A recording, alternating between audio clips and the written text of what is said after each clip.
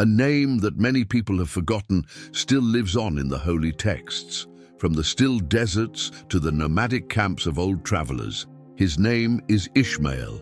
Even though he wasn't the son that the holy word pointed to, his birth set off events that would change people and history for hundreds of years. His name means God hears. But what did God hear? How can someone feel this weight of not being the chosen one and still have God remember them? What does it mean that God is remembering us when everything around us seems to be going in the wrong direction? The answer is written in the sand and in Revelation. Ishmael was not turned away by God. He was included in a similar deep promise that showed how compassionate the Most High was. When God first made him, Abraham was known as Abram. That's where the story starts. He was living in Ur of the Chaldeans, a wealthy city in ancient Mesopotamia, when he got a message that would change the rest of his life. It's not clear what God means when he tells him to leave everything behind and go into the dark. "I will make you a great nation, and all the families on earth will be blessed in you," was the big promise. But as the years went by, his hair turned gray, and Sarah's belly stayed empty. The woman who went with Abraham couldn't give birth to a child. And how could she believe that she would have children when time kept telling her otherwise? She didn't lose her faith because of doubt. Instead, it made her think about it every morning. Sarah was upset about the delay, so she came up with a solution that made sense in that time. She suggested that her Egyptian helper Hagar be used as a substitute mother. Ishmael, Abraham's son with Hagar, was born in this way. As a child, the boy grew up under a dry sky full of veiled pressures and split looks. He wasn't to blame for where he came from, but being there kept reminding everyone that things had gone wrong. The friendship between Sarah and Hagar got worse very quickly. Envy and anger destroyed the environment until Hagar was sent out into the desert alone with Ishmael. That's when heaven leaned in between people being left alone and the harsh heat of the dry land. Near a spring of water, an angel showed up to Hagar and told her that her son would also become a great country. What looked like the end was actually the start of a new family tree. Once Isaac was born after many years, Sarah did not want Ishmael to share the property with the son of promise. Hagar and her son were sent out into the desert again. But God kept his word and heard the boy's cries and saved the mother and child. In the middle of her pain, God opened Hagar's eyes and she saw a well of water. Ishmael not only lived, but he also grew up, learned to be an archer, and lived in the desert of Paran. He had children and grandchildren who would become important peoples. It's interesting that Ishmael was never forgotten by God, even though he wasn't the heart of the messianic bond. People saw him. He was heard. He was also blessed.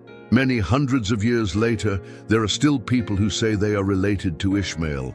They do this to honor the memory of a boy who was born when no one expected him to be, and in the world of divine kindness. It's not just about being left out or competing in his story. It shows that God cares about more than just the main plan. He cares about deviations, mistakes, and their results. As Ishmael tells us, God writes with both the ink of promise and the lines of kindness that we don't expect. Not only do we see a difference between Ishmael and Isaac, but we also see a bigger story where every character, even the ones who don't seem important, has a place in God's heart. The story of Ishmael is often added onto the story of Abraham, but it's really a story about how love can reach people who others have forgotten about. So when we think about this path again, we see that the God of Abraham was also the God of Ishmael. This God kept his promises and gave pain new meaning. That may be the most important thing we can learn from Ishmael's life. Before we go on, please like this video and subscribe to our channel if the first few minutes of this story touched your heart. That way, you can keep getting messages like this. Each story from the Bible is told here with feeling, respect, and depth. Additionally, please share this movie with someone who is experiencing a rough patch. It might be just what that person needs to hear today. Also, please leave a super thank you if you want to help this work happen. We can keep telling more Bible stories and spreading this message of faith and hope thanks to your gift. Thank you so much for your help. We'll keep going on our journey today. On top of Abraham's tent, the years went by slowly. Every time the sun went down, a child's excitement turned into silence. He could still hear God's word, but Sarah's belly was still empty, and her eyes kept getting longer, as if she were looking for answers in the distance. In this state of inner turmoil, Sarah had a thought. Time, which should have made her faith stronger, started to make her doubts. Because she felt guilty for breaking the promise, she made a dangerous choice. She would let her Egyptian helper Hagar have a child with her husband. So she thought, maybe God would act in some other way, even if it was through people. In the society of the time, this answer was seen as fine. A wife who couldn't have children could let her helper have a child with her husband, and the child would be officially hers. But what seemed easy in the eyes of human law had very serious effects when viewed through the lens of God's plan. Abraham agreed to the plan because time was running out and his wife was sad. Hagar was called, and the marriage took place. Good news broke the weight. Hagar was pregnant. This should have made everyone happy. That being said, this new reality brought feelings that had been dormant to the surface. When Hagar found out she was pregnant with her master's child, she changed how she behaved. Her look, which had been submissive, turned haughty. Their relationship quickly got worse between her and Sarah. The friendship that used to be good for work turned into one of stress and disrespect. Sarah felt small and cheated in her own home because of her choice. She couldn't take the pain and shame any longer, so she went to find Abraham. She asked her husband to explain what was going on and blamed him for what happened. Abraham then put the duty back on his wife, telling Hagar that she was still her helper and could do whatever she thought was best. Unfortunately, their answer made things worse. Sarah started to act mean because she was hurt and confused. It got so bad for Hagar, who was pregnant at the time, that she could see no other choice but to run away. There was a life in her belly that would be full of possibilities and problems before she even gave birth. Hagar stopped near a source of water on the way, but he was already very tired. There, something very strange took place. A divine messenger showed up for her. The feared helper was given a name. Heaven, which seemed so far away, showed that it was paying attention. The angel told her to go back and told her that the son she was going to have would have a great life. God had heard her pain, so she should name him Ishmael. The truth not only made Hagar feel better, but it also changed how she saw herself. She named that spot, the God who sees me, because it was there that she finally felt seen, even though she was alone. She had been used to solve a problem, and now the divine presence made her feel welcome. Hagar went back because she heard a voice calling her. After some time, she gave birth at the right time. The word from heaven said that Abraham should take the boy and name him Ishmael. The boy grew up with a broken home and a promise that wasn't kept. His presence showed that people were impatient and showed that God was hearing. People at that time made choices like Sarah's that were normal, but they caused a split in the house that held the promise. When decisions were made before God's time, they led to pain and separation. Even though Ishmael was lucky, this struggle would follow him for the rest of his life. The story shows that even the most trustworthy people can fall when fear takes over. But even so, God doesn't leave them. Even for people who weren't born according to the plan, He doesn't give up. Ishmael's story doesn't end with a mistake. Instead, it ends with a life that God decided to see, hear, and bless, even though no one else did. After waiting for so long, Ishmael's birth should have been a release. But even though it was full of hope, it also showed signs of hurry. He was born into a world full of mixed emotions, including hope, jealousy, competition, and hurts that hadn't been healed. He was both a sign that Abraham could have children again, and a clear warning that Sarah's faith had been tested. Putting Hagar in place of the mother showed something very important. how hard it is to wait for God's promise to come true when everything around you says it won't. The setting around the child was anything but peaceful, even when he was born healthy and strong. People fought quietly and looked at each other deeply at Abraham's house. Hagar was no longer just a helper because she was now the mother of a child. Even though she wasn't married yet, being pregnant gave her a sense of honor that Sarah wasn't ready to deal with. The plan that was meant to help people who were having trouble getting pregnant turned into a wound. Hagar started to look down at her mistress with pride, maybe as a way to feel better about herself in a society that was making her feel bad. This was too much for Sarah to handle. The person who had planned everything now feels like she's lost it. It hurt more than words that Hagar didn't say anything. In answer, she went to find Abraham and told him to do what was right. But he wasn't sure what to do, so he gave up and told his wife to take care of it. He told Hagar that she was still her helper and could do what she wanted. The stress was rising because Abraham wasn't being strong. He was the head and patriarch, so he could have helped find a good answer. He decided to mentally stay away from the fight, though. This absence, which might seem neutral, made Sarah hurt and angry, which made her act badly. It got worse when Sarah talked badly to Hagar. Rude words, rude attitudes, and maybe being put down all the time. It was always possible for the young Egyptian woman to lose her life. She had once hoped that her son would grow up safely.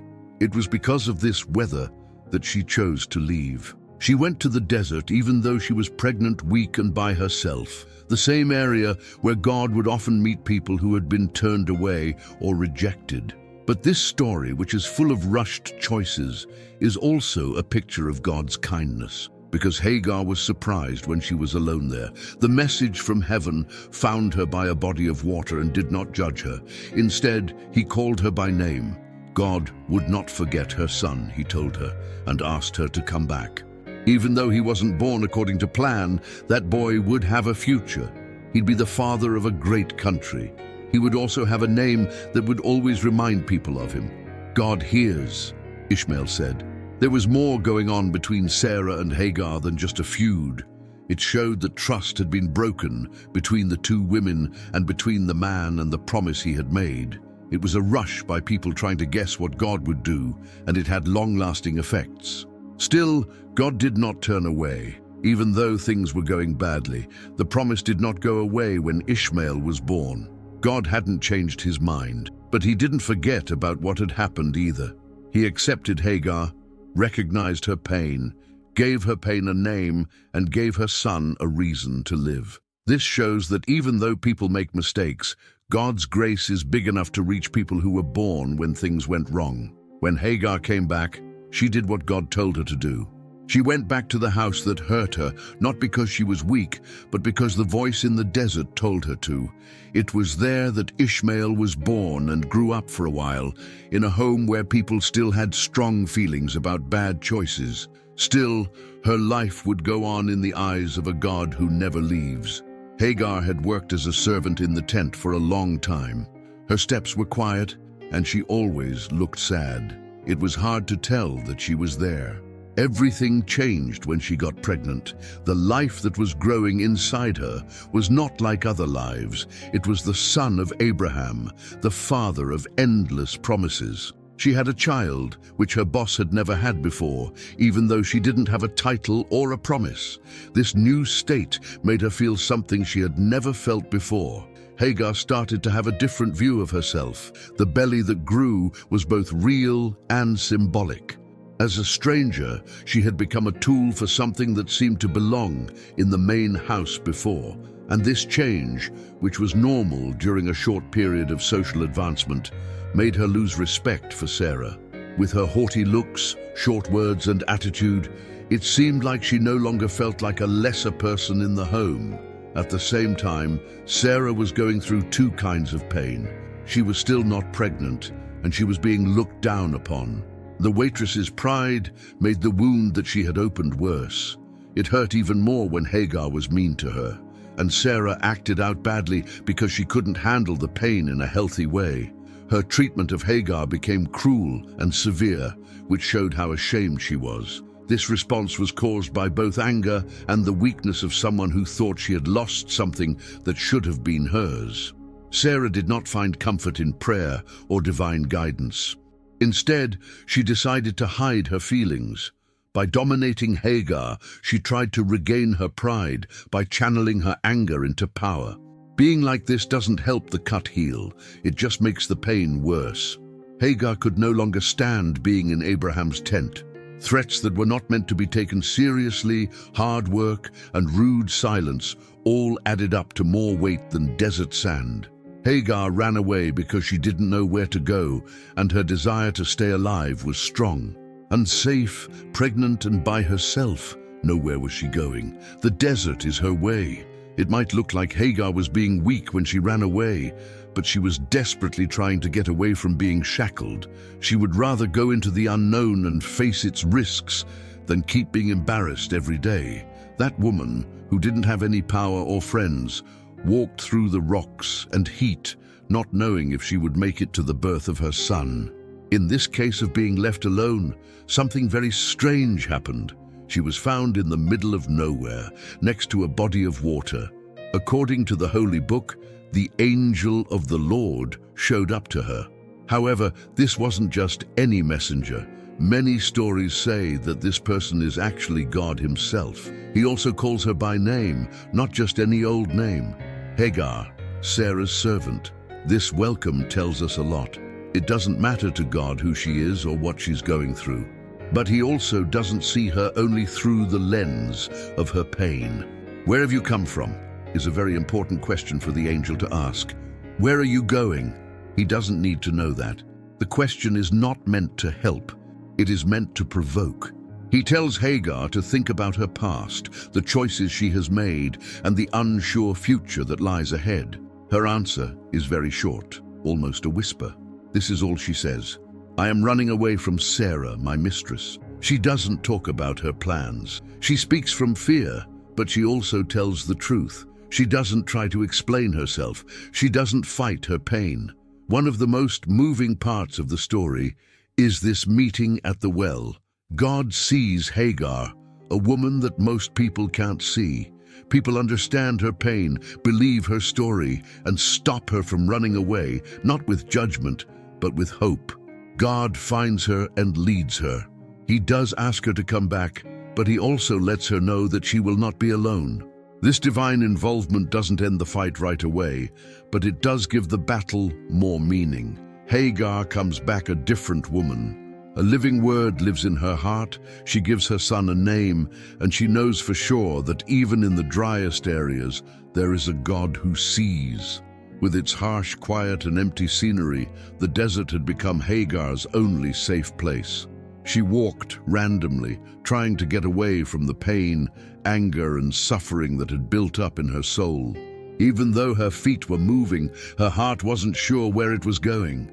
That promise of life in her belly was something she didn't fully understand, but in her mind, everything was unclear.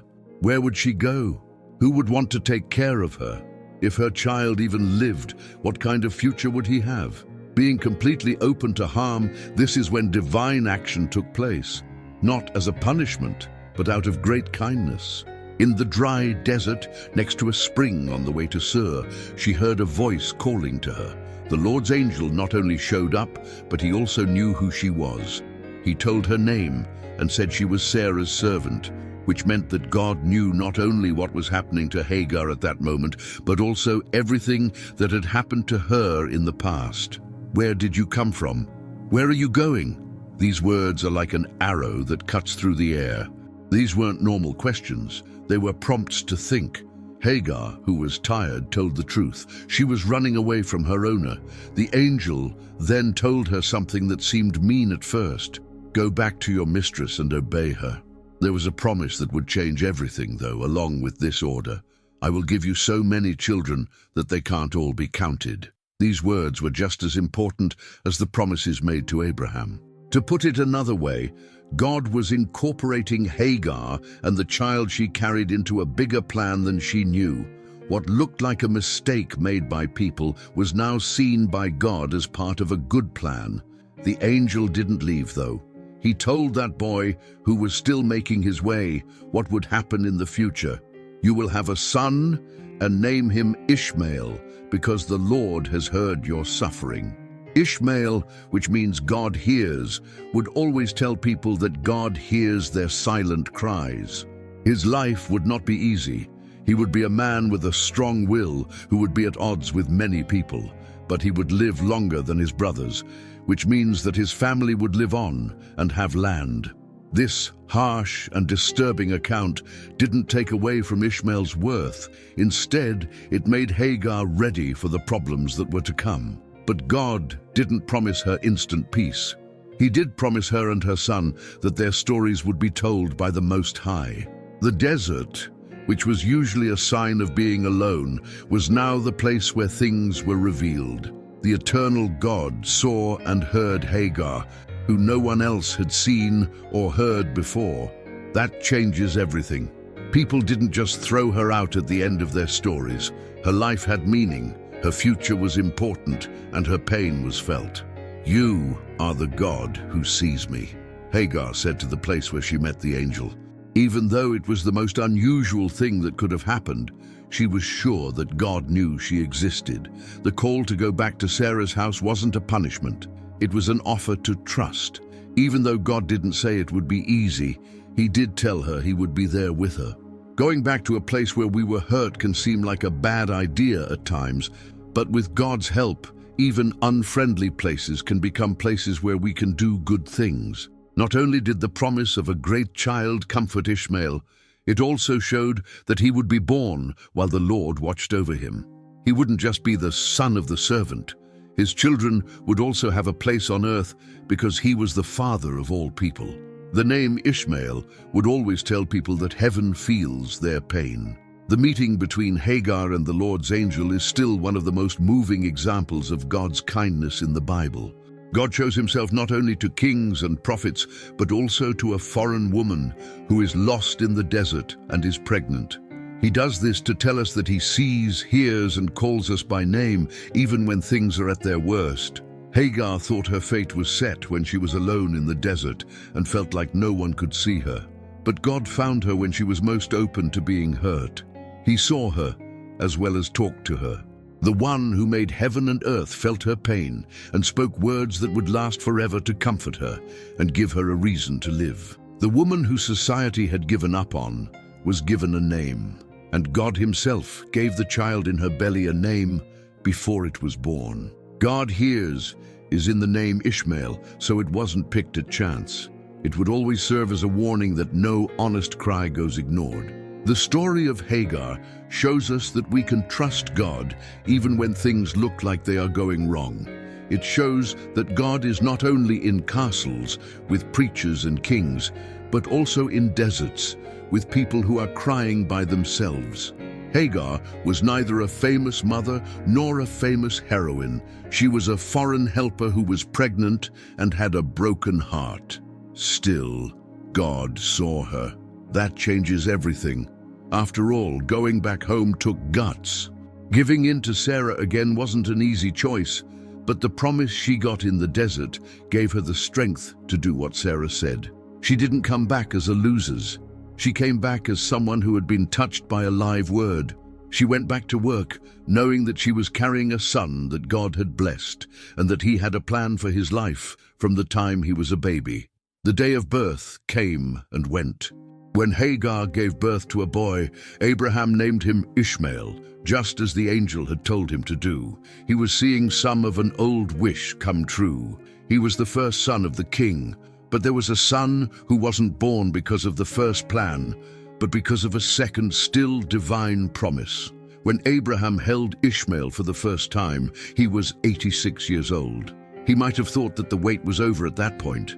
He did have a child after all, one who was flesh and blood like him. But God had more things in mind. It wasn't Ishmael who fully kept the promise God made with Abraham. He was just a small part of the bigger picture that God was still painting. For Hagar, the birth proved everything she had seen and felt in the desert. Now it all made sense. Every tear, every step, and every question. There was no harm in her son's name, and it told everyone that God hears those who suffer. For Sarah, though, seeing a mother happy was a painful memory. Every laugh from Ishmael and every touch between Abraham and the boy felt like a quiet shot to her heart, which was still empty. Things between the two women didn't get better after the baby was born. Sarah had never thought that she would have to share a place with Hagar, who was now the mother of a son and lived with Sarah. Sarah made a hasty choice when she gave the boy to Abraham, even though he was a blessing to his mother. God's word had not yet come true in her belly, and every day she had to deal with the pain of being barren. As Ishmael got older, so did the quiet fights inside the house. The child who was meant to bring them together turned into something that made them fight. Even though he wasn't responsible for any of this, the fact that he was there kept the wound of unmet waiting open. It did work out that they tried to help God keep his promises, but it also left scars. Abraham and Sarah rushed ahead of God's schedule because they were eager to see God's word come true. Even though the Lord had received Ishmael with benefits and a plan, the choice they made had caused emotional problems that affected the whole family.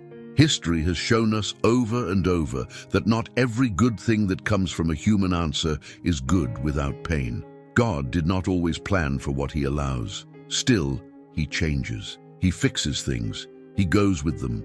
And Ishmael, the boy who was born out of hopelessness, stayed under the watchful eye of a God who hears, sees, and stays true, even when people rush ahead. As a child, Ishmael was given the name that always meant God hears. His life was the best example of how the Most High hears the cries of the suffering and doesn't shut his ears to the forgotten. But Ishmael was also a symbol of a complicated reality. He was the result of two God's slaves making a hasty choice when they were faced with a delay and tried to do on their own what only fate could fully do. Ishmael's story makes us think about the results of the decisions we make, especially when we make them out of fear or hurry. Even though Abraham and Sarah were led by their faith, they gave in to the pressures of everyday life. Because there were no children, they chose an answer that was generally acceptable, but spiritually wrong. God was happy to see the boy and blessed him, but there were problems at home that could have been avoided if they had planned ahead. Ishmael's birth was both a good thing and a bad thing. As Abraham's first son, he brought happiness, but he also caused arguments, jealousy, and fights in the background. Sarah was faced with her own weakness, even though she had come up with the plan. Ishmael's every move made her think of what she still needed to do. Every time the boy smiled, it hurt her. And even though people were feeling a lot of different emotions, God was still there. He didn't turn away Ishmael because he wasn't born according to the plan. Instead, he told the boy again that he would be the father of a great country and that he would have many children and grandchildren. God heard Abraham's prayer and showed his loyalty even when people went in different directions from the original plan. The holy plan, on the other hand, stayed strong.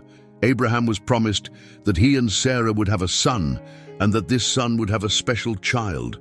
The promise still stood. Abraham calls out for Ishmael in Genesis 17, "May Ishmael live before you." He already knows that Ishmael is blessed. But God's answer shows an important fact. Your wife Sarah will definitely have a son, and you should name him Isaac. I will make my promise to him an eternal promise. In this interesting conversation, God shows his kindness without giving up his power. It is true that Ishmael would be blessed. He would have many children, including kings, and people would admire his family tree. But Isaac would be the one to make the covenant, which is an endless promise of healing, salvation, and the continuation of the relationship. This difference didn't make Ishmael less important. It just made it clear that the original promise would go in a certain direction. In both answers, God's loyalty is shown. He accepts Abraham's request for Ishmael and promises him wealth and a good life. On the other hand, he keeps the promise he made about Sarah. The promise would be passed on to Isaac, the son who had not yet been born. This proves that God hears his people's prayers, but his replies always reflect his perfect will. This part of the story is very important for knowing that God doesn't just act based on how people feel. Abraham cared about Ishmael. He taught him and loved him as he grew up. But God's plan went further than a father's love. The lineage of the Messiah, who would save the world, would come through another son who didn't exist yet, but was already named, chosen, and put into forever. In this way, the story of Ishmael teaches more than just how to obey or what will happen. It shows the grace that covers our mistakes, the kindness that goes along with our shaky choices, and the power of a God who always acts according to his bigger plan, even when he hears us. Ishmael was not left out. People saw, heard, and blessed him. But God's plan for all time kept going through Isaac. This difference helps us remember that believing in the promise takes more than just being patient. It also requires giving up everything. Because God's plan always works out in the end. He might even use the things we do wrong to teach, forgive, and fix us. But his goal stays the same, and he doesn't let human shortcuts guide him. Instead, his constant knowledge guides him. It had been a while since Ishmael was born, and Abraham watched over him as he grew up. Even though he wasn't the heir to the covenant, the father loved him deeply because he was his blood son and eldest child. But deep down, the promise God had made was still living. It seemed impossible, but it still beat in the Lord's heart.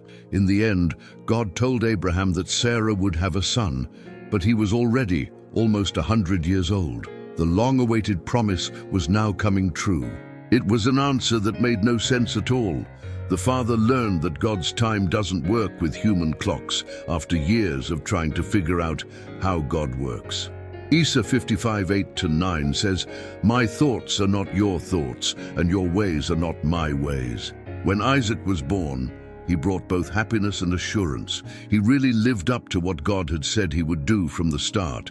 He was the promised son, born through a miracle in a body that wasn't naturally able to have children. That he came didn't take away from Ishmael's worth, but it did start a new age with new problems. It was because God was in charge that he let Ishmael live and even blessed him. Even though he was the result of a rushed choice, no one forgot about him.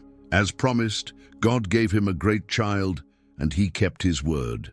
The boy who grew up in a tense home became a sign that God's love can reach even the worst situations.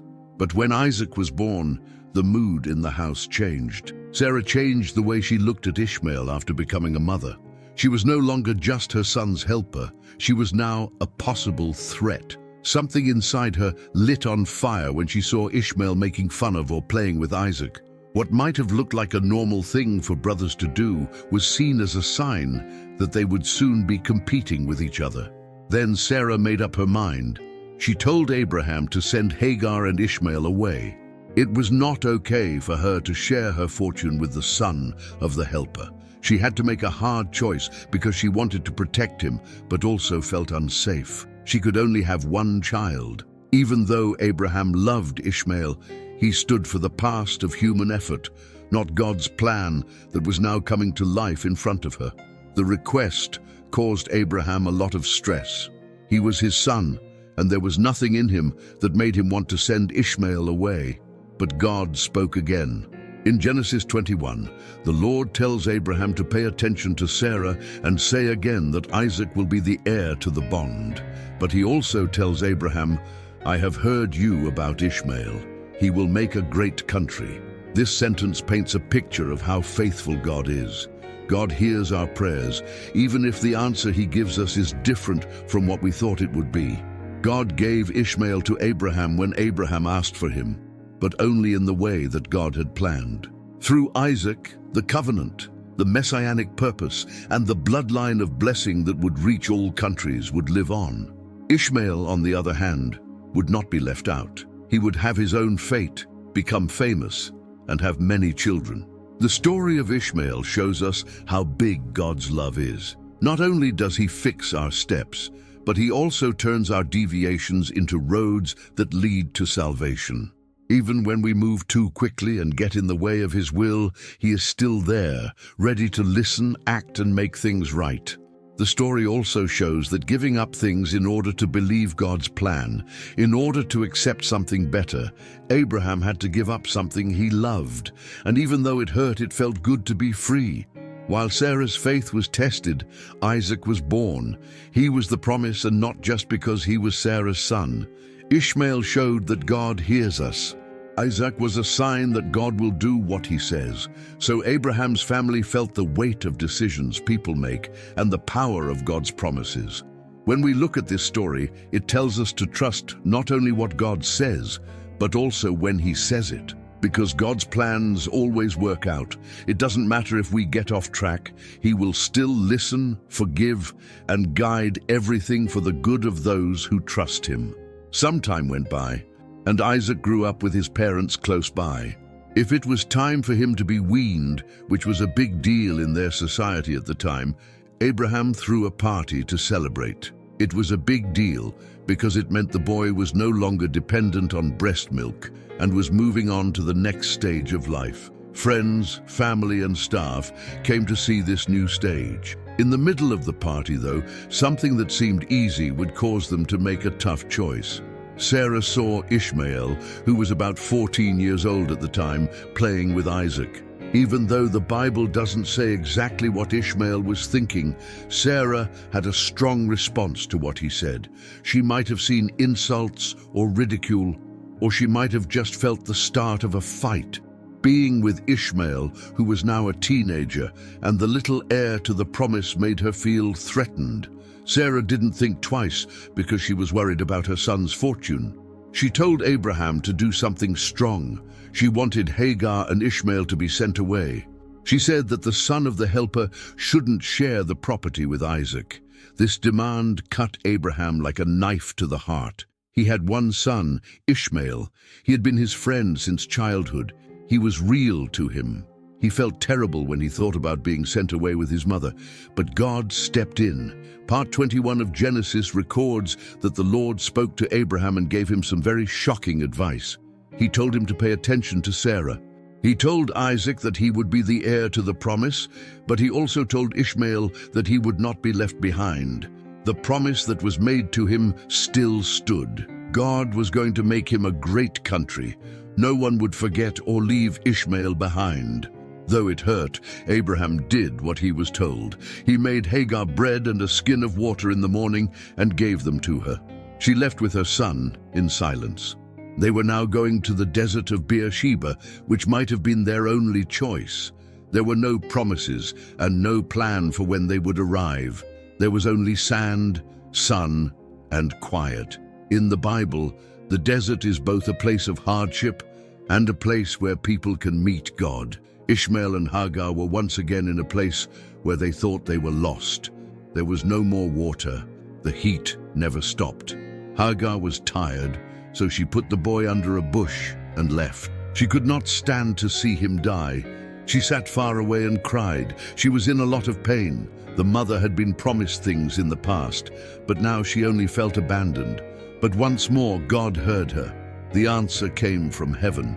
She wasn't scared when an angel called to her. God had heard what the boy said. Years before, the same God had shown up to her at a spring in the desert and called her by name. Now, at the most important time, he found her again and told her again that he had kept his word. After that, God let Hagar's eyes open. She saw a well. There is water in the desert. Hope when things look bad. She hurried over, filled up the skin, and got her son something to drink. Life was kept alive. The future was made clear again. There was God. Ishmael did not want to die. He was going to grow up. He would also be the father of a great country, as had been said. This part of the story makes us think about how trustworthy and caring God is. God is still there, even when people reject him in bad ways. Ishmael wasn't the son of the promise, but he was Abraham's son, and God had seen him. His birth may have been the result of a hasty choice, but God did not make a mistake when he made him. He had God with him. That was enough. The story of Hagar and Ishmael being sent away shows the pain that comes up when families have to make hard choices. It shows that even people who walk with God have to deal with times of stress and trouble, but it also shows something even more important. God can make even the driest deserts into places where there is food, that He hears the cries of those who have been forgotten, that no fate is out of His control. For Ishmael, God made it possible for him to live. His story still serves as a lesson that God's forgiveness is available to everyone. It affects people who have been turned down, sent away, or left alone, and turns what seemed like the end into a new beginning. Hagar walked slowly through the desert of Beersheba because her heart was hurting. The harsh heat, the never-ending sand, and the empty water bag all pointed to the worst. There was no more water. Because he was so thirsty, Ishmael could no longer walk. Because Hagar was scared, she put the boy in the shade of a bush, which was the only thing that would protect him, and left. Not because they don't care, but because they are hopeless. She was sitting far away, so she couldn't see him die. She couldn't stand to see it. It hurt the worst to know that a child was about to die because of luck. From Genesis 21:15-16, we can see this moment of breaking. The skin's water ran out, so she threw the child under one of the trees. She went over to him and sat down next to him, about a bowshot away. She said, "Let me not see the child die." She sat down across from him, raised her voice, and cried. This is a picture of a mother who is broken, helpless, and ready for what seems to be the end. But it's just at this point of giving up everything that heaven moves. Hagar's tears take the place of words when she can't say anything else. In the next line, "And God heard the voice of the boy," things take a surprising turn. The miracle wasn't caused by Hagar's cry, it was Ishmael's quiet cry, even though he was weak. The name he had, which meant God hears, now came true in all its glory. "What's wrong, Hagar?" God asks Hagar through his angel. "Don't be scared. God has heard the boy's voice where he is. Get up, pick up the boy, and hold his hand. I will make him into a great country." It was an old promise. In the darkest hour, the same one was said again to show that God does not break his word. He wasn't going to die in the desert. He had a bright future ahead of him. This is a turning point, both physically and emotionally. The Bible says in Genesis 21:19, "Then God opened her eyes, and she saw a well of water. She went to get water for the boy and put it in the skin." That which was already there was shown to be miraculous, not something new being made. There wasn't a special trick that made the spring appear. It had always been close. Hagar could not see it, though. She needed God to open her eyes.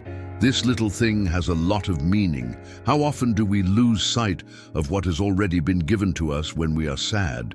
How many times is the answer right there, but we can't see it because we're in pain? God not only gave us water, but He also gave us hope again. He showed that food was already ready and just needed to be shown at the right time. Ishmael and Hagar were able to keep going after getting more water and strength. The desert, which stood for being alone, became the place where God's kindness shone the brightest. The water source meant more than just staying alive. It was a clear sign that God had not given up on them. This story shows what kind of person God is, one who sees, hears, and acts. Even though Ishmael wasn't the son of the promise, God saw him as a valuable person because he was Abraham's son. Hagar was a foreign woman and a slave who had been turned away twice, but God found her again out of kindness. And the desert, which used to be a place of death, turned into a place of supply. Getting Hagar and Ishmael kicked out of Abraham's house might have been the end. For people, it looked like rejection, but it was the start of a new path in God's hands. God's care didn't end at the house of promise. It walked with those who were turned down, led those who were sent away, and created water where there was only sand. The fact that God opened Hagar's eyes teaches us a strong lesson. Even when things are at their worst, help is often right around the corner. The thing that is missing is spiritual certainty. Even if the cause is hidden, it is always there. A touch from God is all it takes to see what seemed impossible before. With more than just bread and water, Hagar and Ishmael moved forward. They had a live promise from God that would keep them going. After that, their story would not only be about the pain of being apart, but also about knowing that even in the desert, God is still God, present, faithful, and fully aware of those who cry out, even if they do so in quiet. The desert, which Hagar and Ishmael thought was the end, turned out to be the place where God spoke to them. When all signs led to death, God brought life into the picture. He spoke with a voice from heaven when the quiet felt like a graveyard. One simple action, opening a mother's eyes to see the source that was already there, changed that dry and empty land. It wasn't a surprise. God didn't have to make something new. He just let her see what she hadn't been able to see before. This story keeps showing us that God is with us even when things look the worst. He hears, seeing, he does something. The fact that Ishmael's name means God hears is not just a pretty choice. It has been proven over and over again. Hagar cried, and the boy was so weak that his cry could be heard all the way to heaven. The answer came quickly and was both kind and firm. They had not been left by God. Instead, he was with every step, every tear, and every quiet. In the desert, the water saved their lives, but the promise gave them new hope. The Lord's angel didn't just come to comfort Hagar. He also came to help Ishmael see that he had a future. He'd be the father of a great country. God had a plan for him, even though he wasn't the heir to the promise made with Abraham.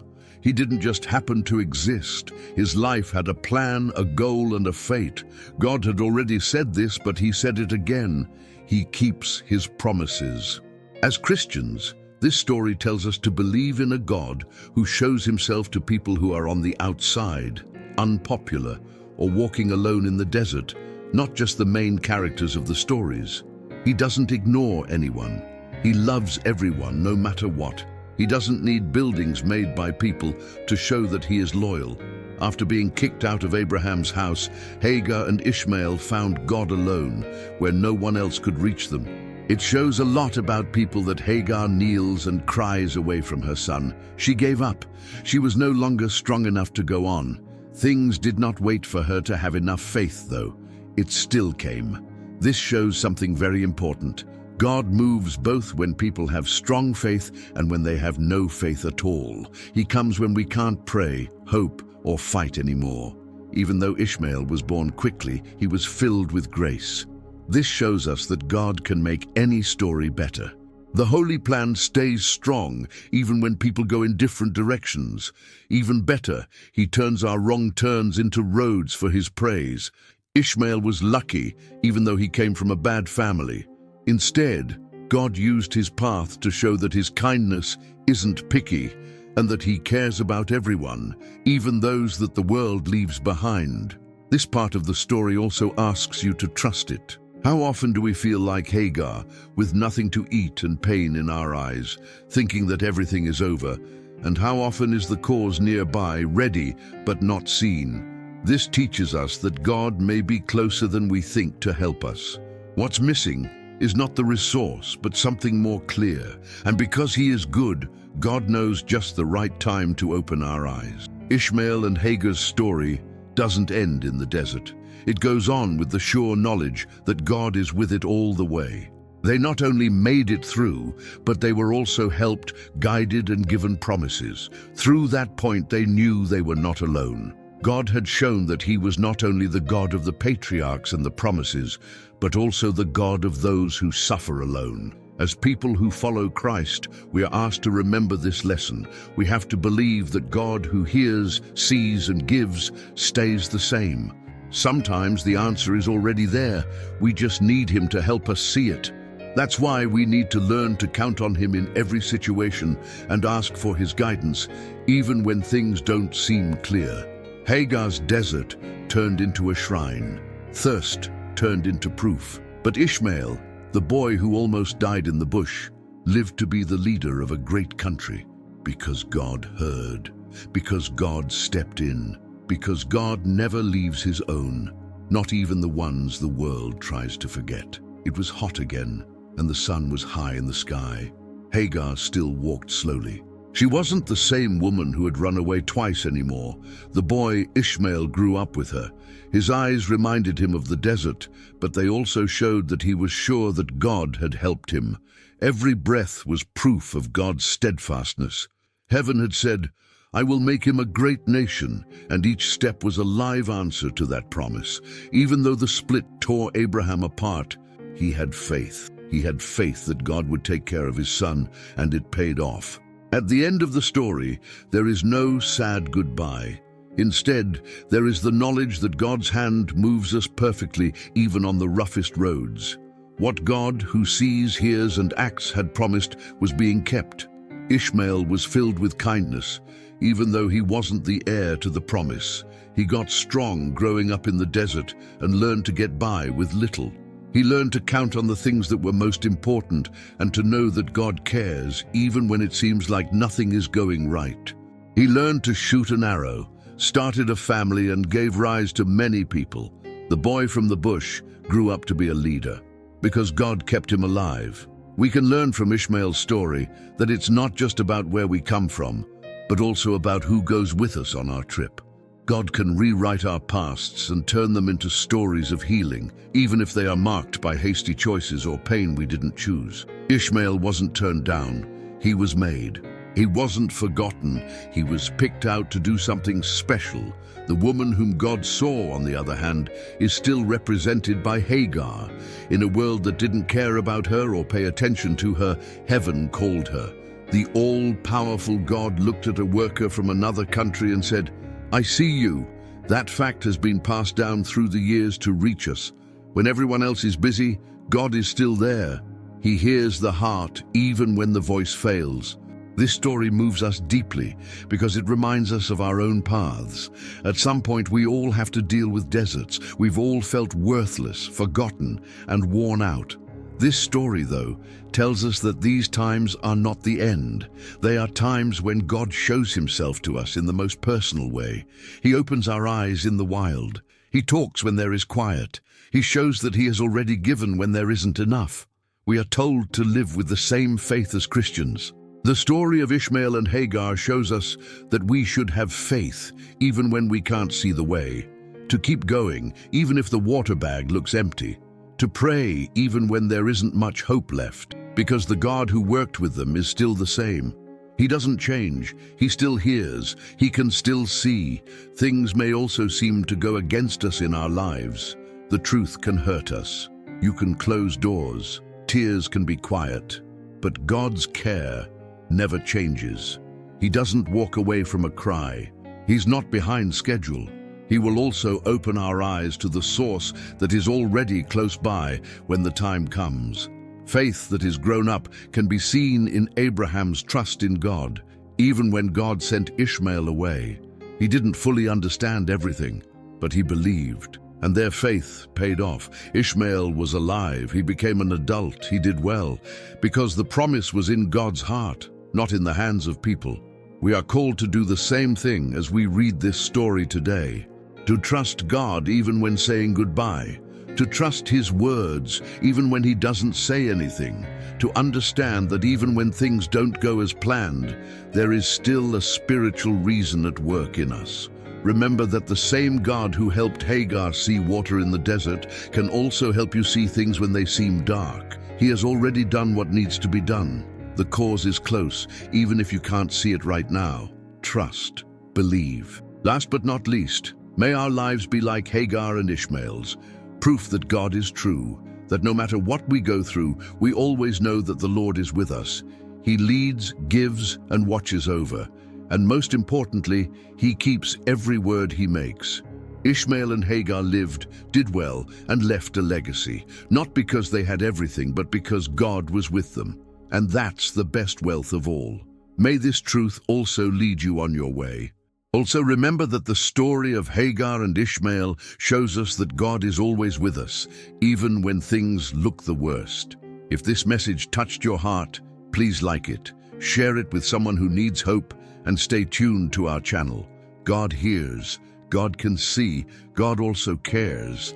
All the time, thank you for following us to the end of this incredible story. See you in the next video. May God be with you always. Amen.